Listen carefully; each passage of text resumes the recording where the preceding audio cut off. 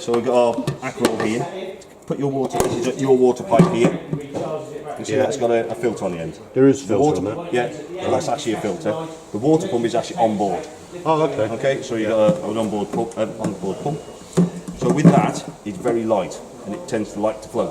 Okay, until it gets water running through it. So the best thing to do is do something like that. I always do that anyway. Yeah, to push the water up it. Yeah. So if you're in the van and you're not getting water in, the likelihood that might float to the top. Okay. Okay. Yep. To fit the connection inside, there's only one way it'll go in. And then you see that the lid locks it in. But if you go try and pull that without lifting that, you can end up with that coming off. So if you lift that up, I see that there's it a locks it little in. catch on it. Yeah, so that locks it in. So just make sure you lift it fully up before you try and pull that out. Okay. Otherwise it will go ping, and that'll be off. Yeah. Okay.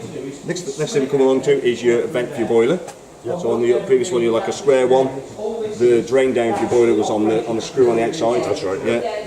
The drain I'll show you is actually inside of these ones. Okay. You didn't have a cover. This is a travel cover. So if you use it on gas, it obviously needs to be taken off. If you use it on electric, you can leave it on. It's very, very rare that we use gas, to be fair. Yeah, most people run on electric. When you've got electric, you pay for your pitch, you get electric with it, you're going to use it. But if you forget and you're trying to operate on gas, all it will do is shut the gas off. So it's got a safety device. If you've left it on by mistake, it'll just shut down. Okay, so don't worry if you've forgot to switch it off, take it off, sorry, it will shut down anyway.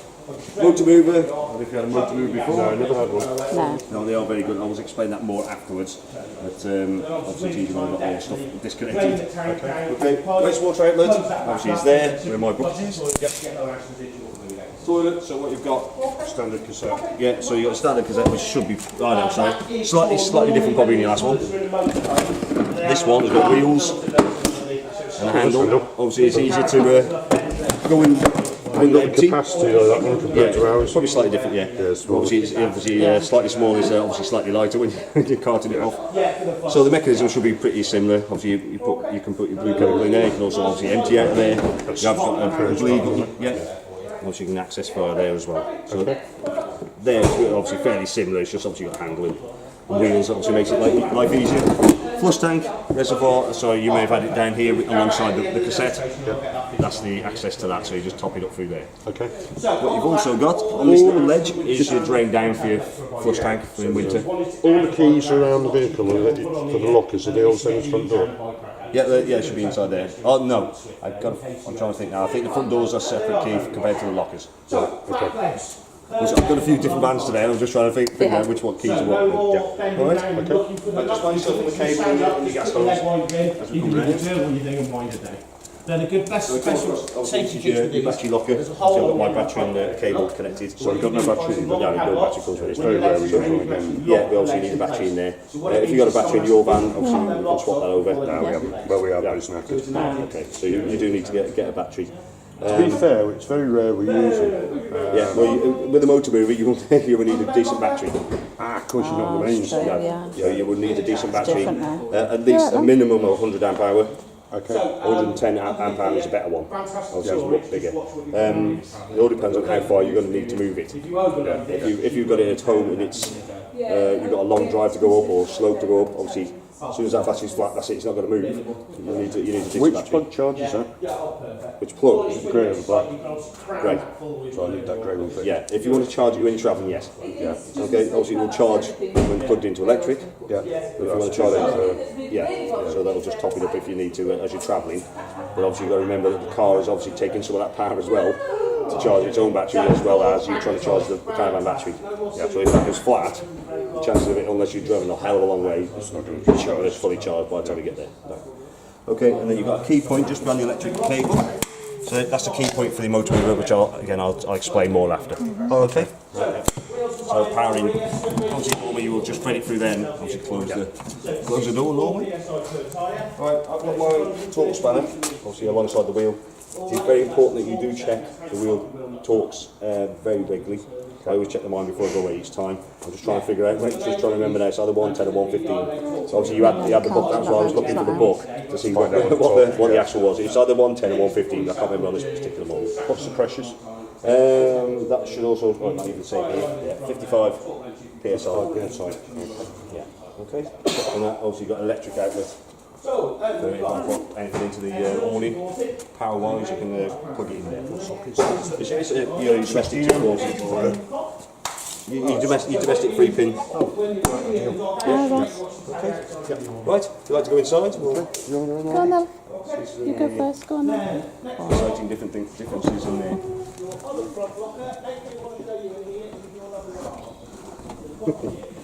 He's noisy. Right. Right. It's better once we're inside because you can't hear him. Well, you can hear him, but not the Right, I'll just stop here by the door because it's easiest for me to show you this. This is the part particularly one. This is your control panel. Right, master switch. Is that one there? That shuts all the 12 volt systems off. Okay. So obviously when you come to use your van, you need to switch that on. Got light switch. That is isolated all the lights. So if you're on the way out for the evening and you've left the light on in the bathroom as well, you can just switch that and that switches them all off anyway. Okay. Obviously apart from the awning, which is just above my head. So awning light is that one. And it's quite handy these because you can see the awning light's been left on because you can see it inside. With mine, you shut the door and shut the blinds. It's been on all night. Yeah. It's left the light on. Right, voltage. So you can check your voltage by pressing that button there. That gives you obviously inside the gauge there. What should that be? About 13, 14? Yeah, 13, 14 when you've got a charger in. Yeah. Okay. Obviously it's around about 12.5 good battery when it's got no electric connected. Yeah. What we've also got is a pump switch. Okay. So centre's off. Yep. Obviously to operate the pump and for it to obviously pump the water out through the taps is run. And then what we've also got is fill. Because you've got an onboard tank. There are some handles which you need to, valves you need to turn, which I'll show you in a second, to put it into that position so you can fill the tank. Then it'll automatically put the water into the tank. Once you fill the tank, obviously keep an eye on it. And then once you filled it, you can switch it to run. Again, then you'd have to turn the valves again to take water from the onboard tank. Right. Or you can just take water from the external tank, as in the Aquaroll. Okay? Oh, okay. Yeah. Right. Yeah. So you can either take either or. That's the advantage of having an onboard tank. Is one, you could obviously fill the onboard tank, then go back and go for the Aquaroll again. Then you've got equivalent to 2 tanks then.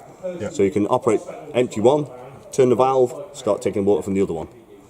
So you got the equivalent of let's say 2 Aquarolls. So is that just cold water? Yes. Yeah. So that will push the water through your hot tap as well. Yeah, but it's a cold water tank. Yeah, it's a cold. Yes, that's the cold water tank. Yeah, you've obviously got a hot water tank, which I'll show you in a second. But that's just to pressurise your water system. Okay. As in obviously your pump. Yep. Okay. So when you first get in, don't switch that on straight away. No. Because, as you can imagine, if taps are not in the correct position, you could end up with you've switched that on, water's starting to come out through the taps. If you've left them open in the drainage position, obviously water could be ended up everywhere. Alright. Okay, so normally what I do with mine is I normally don't power anything up until I'm ready. Yes. Then go and get an Aquaroll, dip it like you say. Yeah. Then put it in. So, because my pump is either pump on, pump off. Yeah. So if I just want to run straight off my Aquarolls, I just go to run. Yeah, exactly. Yeah. If I want to run off the tanks, it will transfer from the Aquarolls to fill the tanks. So what you do, you actually put it to fill. You change the valves, which I'll show you in a second, to fill. Yeah. That puts water from the Aquaroll direct into your water tank, which is in that corner there. Right. Once it's full, you put it to run, change the valves again into taking water from the onboard tank. Yeah. Obviously you can fill the Aquaroll ready, and then you just turn it across to using from Aquaroll instead of onboard tank. Got ya. How do you know when it's full? Will it stop? If it's got an overflow, so it will overflow onto the ground down underneath.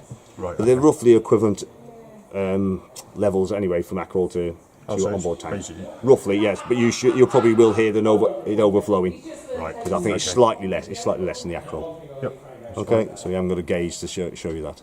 Okay. The only thing you have got is a little indicator here. I'll just put run again. Look, that's indicating that your water tank's level is low on the inboard tank. Okay. That's all you've got to tell you what level there is. So when it's full, that'll go off. Yeah, that's it. Yeah. Okay. Right. Yeah. No problem. Right. Okay. So as you come in here, right, just going to have a look underneath here. What we've got, you can see, we've got a little picture description. We've got 2 valves. I don't know if it'd be easier if you're over there or not. Or even lift this up. Don't jump off. Just Yeah, it's probably easier here. with that. Come over this side with us. Just see a bit more. That's keep your it. feet up. Right. So what we've got is them 2 valves. You'll see they're both pointing out towards the Aquaroll at the moment. Yep. So that's what that is doing there. So 2 van taps. So if you want to get water just up from the Aquaroll into your hot water tank as well and out through the taps, and you're not using your onboard tank, you have in that position there. Okay. Okay. If you want to fill the tank, so tap vans Oh, that one there. Onboard tank. So you want to fill the onboard tank. That one needs to be pointing in this direction. Obviously, that one still wants to be pointing that direction because that's where the water's coming from. So that will fill that tank there. Then, when you want to use it, It's 3-position valve, that, isn't it? yeah. Yeah. So you just turn that around so it's pointing this way. So that's taking water from the tank into your water system. Okay. All right. Then what we've also got down here, well, that's your pump. Yeah. And that down there, the yellow valve lever there, It's a dump, isn't it? that's your drain valve, yeah. So that drains the water out of hot water tank and the rest of your tap system. Do you have to get a certain amount of time to cool down before you dump it? Yes, I wouldn't, if you've had it flat out red hot and you go and dump it, obviously it's not going to do the boiler too much good. What I've heard some customers doing is run the hot water tap, obviously you've still got your Acro attached or water from there even, that's bringing cold water into your tank, so it's obviously evening it out, so you've got a bit of hot water, a bit of cold, and obviously it cools it down a bit quicker, and then allowed to drop after it's cooled a little bit. Okay. Alright? Yep, easy enough. Yeah, it's not too bad. So as I said, That's your heat supply there, yeah. so that's on there, is it? Yeah, so that's water heating on, electric on, Yeah. and that's gas. Oh, okay. Yeah. Right. Okay, so I've just switched both of them off. That is the important one, obviously, the same with your carver heater which you had on the previous one. If you left the electric switched on and you had no water in there, you were in trouble. In the element. Yeah, so exactly the same with that. If you were running off the Aquaroll, Yeah. same old thing, run the taps till they're running without any air gaps. Yeah. Then knock the heater on. Yeah. So what I do to get the water system up and running, start on the switch it on. Cold side first. The reason why I do that is because I want to know if that the floating filter, if that's floated up. If I run it on cold, because that's the closest point. If there's no water coming through, I know it's floated up. It's always end up with gas coming out. It's just air and it's not coming through. Yeah. Fill the hot water tank. Open it up on the hot side. Obviously you can hear the pump going. You'll have obviously a splutter in a couple of minutes of air. If it's struggling to get the air out, best thing to do is just shut down that, because it's a pressurised system. You probably had a micro switch on your water system on the last one. Yeah, I think it was. This is pressurised. You can feel it, hear it now. The pump's slowing down. It's pressurising it. Then just release it, and it'll start pushing the air out. And you can see it's there. And it's white. Yeah, so it'll pop. Obviously you can hear the pump. I haven't fully got the air out, but there's obviously some air still in it. Obviously you can see there's a bit of steam coming off that. Is that temperature controllable, or is it only controllable off the gas? Right, yeah, only controllable on the gas. So Right, electric is thermostatic control, but it's a set temperature. Right, that's fine. Okay, the gas, you can vary that. Yeah, okay. Okay. So that had just been running off gas and electric.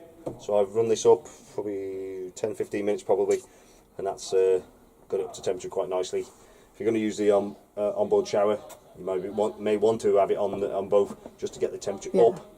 Because obviously as soon as you start, obviously you're limited of 10 litres of hot water there.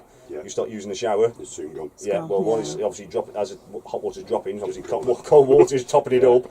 So where you think you had 10 litres, all of a sudden that 10 litres is only 5 litres, plus the cold water on top is cooling that down as well. Okay. Just a very quick question. What is that? Yes, I've noticed it again. I'm not sure. We weren't either. I don't know if it's a letter rack, but I don't know, to be quite honest. It's obviously some rack of some kind, but what it was designed for, I don't know. Actually, previous people probably just had put it in, may didn't do, they? maybe, yeah, Probably some didn't even people come with add- it. Add some odd things. It's not a bottle holder, is it? Well, Star suggests wouldn't that, have but thought so. it's a funny place to have it. No, it's not going to sit I don't know in if there that's a either. kitchen towel holder, but it just seems a bit narrow, if you know what I mean. Yeah. It may be. I don't know. I don't know. I'll be guessing, to be quite honest. Just sussing that out then. So, one thing just that's trying to think missing now. here, just I'm not running it forward, but where the breakers? Sorry? Oh, that's not going to fit there, is it? It's got you thinking now.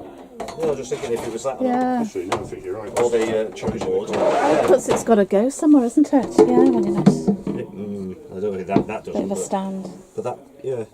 It looks like that could be something like that. Yeah. Yeah, Maybe, because they need maybe, to get out the I way, guess. don't they, I when you're guess. washing. Right. Just not think I'm not running forward of myself, but first thing that's missing here is the breakers. Where are all the breakers? Or have you go into that in a minute? Yeah, we'll come down in a minute. Okay. No worries. No worries. I'll just go back to the gas water heating. Yep. Right, to operate it, as I said, you probably won't be using that, but if you do need to use it, what I'll do is turn the outer ring on that. You see a green light inside. Yeah. Obviously, you can just hear that go click then. It's obviously igniting. It's got green light in there. Obviously, that means that's okay. If it goes to red, it's failed. Okay? Okay. So what you do is switch it off.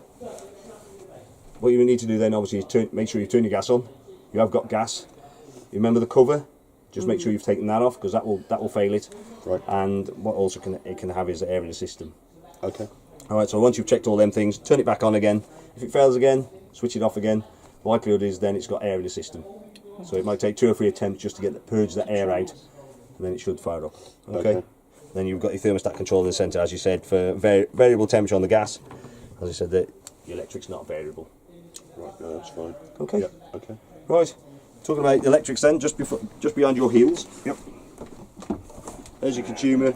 There's consumer. It's pretty quite good one. This one is obviously all marked up to say what they're connected to. So you've got your 12 volt fuses on this side, 240 electrics that side.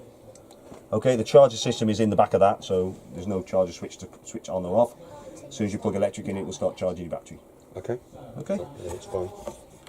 straightforward. Right, fridge is the next It's your thing. part, really, isn't it? What? If I said that, I'll get a slap. I'm sure you've got something that never needs to dare go say in there, that. No, Dan. we've got our rules. I do all the outside stuff Yeah. and half. That's it. So your lager won't go in here then, Dan? No, you there's no room for that. No. Right, energy selection. So that's your fridge off. Electric on. So if you want to run electric, which most people do. Yeah. 12 volts. Obviously, you haven't got that option at the moment because you haven't got the grey side on your electric from your car. So if you want to operate the 12 volts on your fridge, what you really need to do is cool the fridge down before you travel. Then just before you travel, you can set it to that. You don't need to switch any of that panel on. That will automatically, as soon as the engine's running, provide power to that. Right. It doesn't cool the fridge down, but it just provides. It's acting really like a cooler box as you're travelling. Yeah. Okay, gas. To operate that, obviously select gas. You can see you've got an igniter button there. That is your gas release there. And it's also the temperature range. And you've also got an indicator there to say if your gas is lit. Okay, so what you do is press. That releases the gas. Press the igniter. You can see there's a red line is now coming into the green. If I take my finger off that and the red line goes back, obviously it hasn't stayed lit. So you need to press and hold it a bit longer, and then hopefully it will stay in that green, which it is now. Okay. Okay. Otherwise, most people run it on electric. To open it, just press down on that button there. That releases it. There's a little catch here. This catch is just for when you're in storage. That just keeps the door open. Oh yeah. So that's just there. Obviously Yeah. allows air to circulate. It works off the door mechanism itself. But just make sure you pop it all the way back in. To close it. Otherwise yeah. it doesn't seal and then you're in trouble because it's not Yeah. cooling. Okay. Okay. Switch that one off. Oh god, I did that too many times today. Right. Cooker, there shouldn't be too much. Obviously you may have had have to use an igniter as in a match or a cigarette lighter. This one has got igniter itself off the 12 volt system. So obviously the only thing you've got to be cautious of is this is cool before you put the glass down. Yeah. Okay.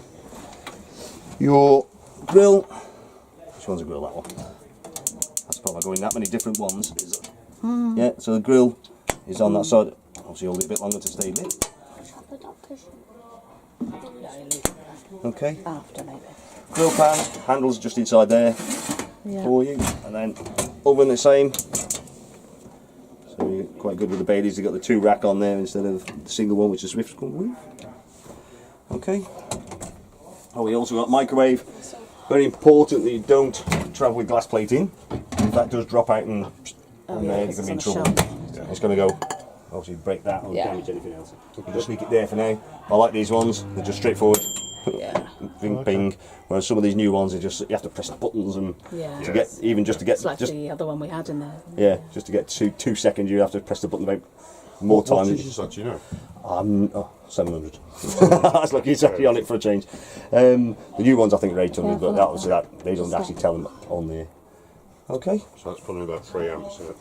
I'm not sure to be honest. Yeah, I'm not sure on the ampage on these, but yeah, obviously you've got to be careful on what ampage you are using. Yeah. Obviously you can obviously trip the bollard if you overdo it.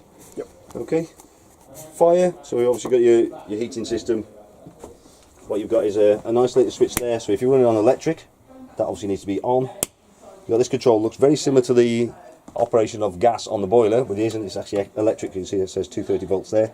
Ultra heat, so that's your heater. So you can see there's green light on again. So as I said, it's electric, not gas. So you've got options of 2000 or 500 watts or 1000 watts. So obviously depending on which one you want to use. Thermostat is in the centre. So whichever number's against that green light, that's obviously where it is set. So 9 obviously being the hottest setting compared to 1.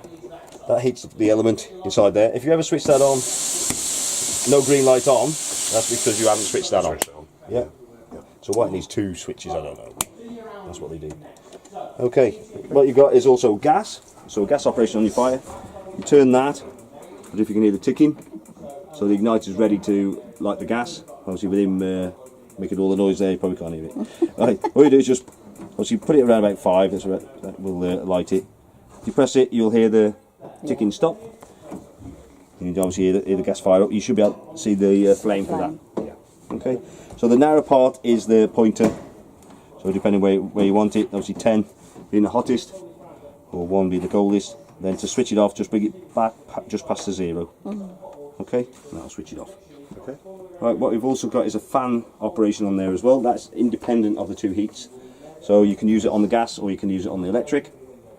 So in the centre is off. To the right is thermostatically controlled on the A. So that's automated. Set where you want the fan. Obviously as it warms up, the fan will obviously rise up with it and then die down again. Or manual. So that's the manual side of it. You can control the fan if you want the fan flat out, or you can do it a bit quieter, especially at night. It's make a bit of a noise. Okay, you can operate the fan as well without any heat. So if you want to just let it circulate air around, obviously it won't cool it down, but it'll just circulate what air is about. Yeah. Okay, if you notice there are vents, there's a couple at the front. There must be one around the bed here somewhere. Yeah, just down the side of the bed, and there'll be one in the bathroom at least as well. So obviously when you've got heat, have your fan running, that will obviously circulate the warm air around the van. Okay. Okay. Right, bathroom. Just one thing. Yes. What's that? What's that? That's a helicopter. I just see a Fleet Air or whatever. Omni vent. So that switches it on. That opens the vent. So if you can see there, it's got 2 little icons on there. That one's saying air out of the van. So you just press that, it speeds it up. If you just want to slow it down again, just press the opposite one. And it will also bring air in as well if you want that to bring air in. Yeah. Obviously it's one of the posher models. This is the top of the range for the Bailey. The Senator was of its era. And obviously make sure you do close that before you travel. You don't want that Yes. obviously blowing up. That's good.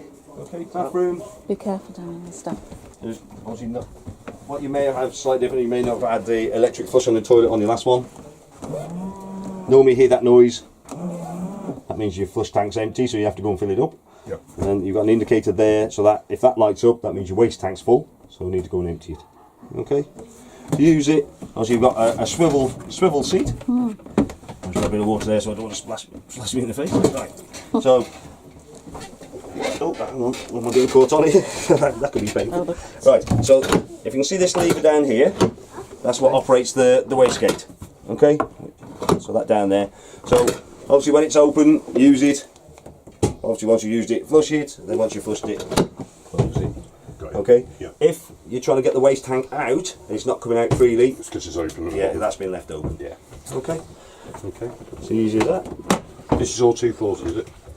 That's 12-volt system on the most things. Well, more or less everything in this van will run 12-volt. Yeah. Yeah. Off the DB, off the board there. So what I'm saying is, Yeah. I only need that. Yeah, I only need that plug socket when I'm towing, don't I? Yes. Yeah. That's No, yeah. that's Just it could be used on the pitch if your caravan and car was still connected. Yeah. But you probably wouldn't want to do that anyway. No, But that is that possibility. But yeah, that grey thing really is only more Towing. for when you're towing. Yeah, no, so that's it's charging your battery in your fridge and the ATC. Okay.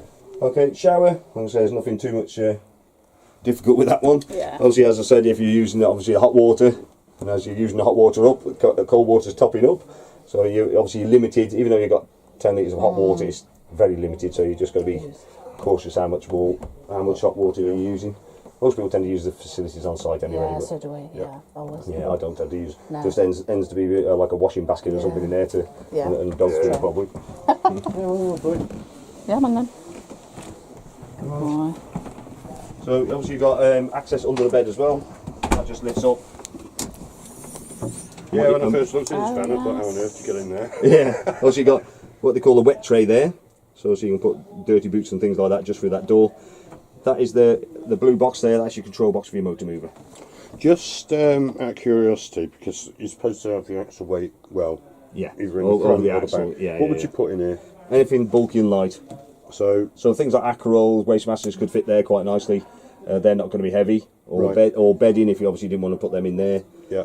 But yeah, it's anything light really. So it's all right to stick a Wastemaster and Yeah, because when they're empty, they're light, aren't they? Yeah, If you're putting an awning behind there, then that'd be different, because awnings could be, if you've got especially a Heavy full or awning for this, a full awning could be quite heavy. You don't Yeah. want to be putting that far behind the axle. So I mean, we've got a little dinghy in that lot, but an inflatable one. Yeah, So just as long as it's light and bulky, that's fine. It should be okay. Yeah. But it's just, see, you can tell when you. That just lift up, does it? Yeah, it just lifts up. Yeah, so it's got the arms No to push it up catch anyway. on it, But yeah. similar to your hatchback on your car, it just obviously helps it lift up. Yep. Where was I going now?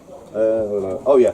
So if you notice when you put your car and the caravan on, and the car and the caravan's doing that instead of doing that, Yeah, you know you've got too got much weight at the back anyway. Yeah. But you will feel it as you go down the road. If it wants to do that more, it's because it's probably got a bit more weight at the back than you really need. We don't want it in there No, when we're that's driving. Right. So say hopefully I've covered everything. I think you've got the radio, which is just inside here, which is a CD player as well. There's here someone. So radio, CD player, on-off button is that little tiny button there. Yep. So that also goes through the source, so you go AM, FM, and CD as well. CD player there, ejection button there. Just make sure there's nobody's left their CD in. And search for the radios left and right there. Obviously you can put the presets there, and you can also plug an MP3 if you wanted to into that. Also volume, and you can also mute it by pressing the centre of that. Okay.